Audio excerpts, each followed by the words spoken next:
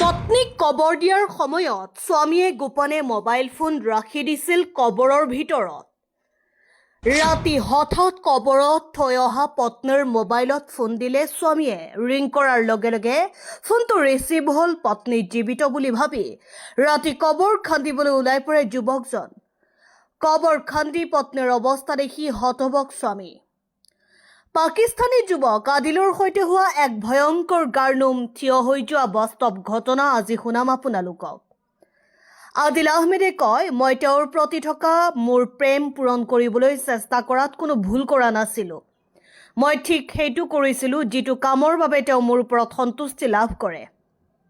কিন্তু জীৱনে মোক ইমান বেদনা আৰু আঘাত দিছে যে মোৰ পত্নীয়ে মোৰ ভৰা যৌৱনকালত মোৰ পৰা আঁতৰি এই পৃথিৱীখনৰ পৰা চিৰবিদায় লয়। মূল কাহিনীটো মোৰ পত্নীৰ মৃত্যুৰ পিছত আৰম্ভ হৈছে।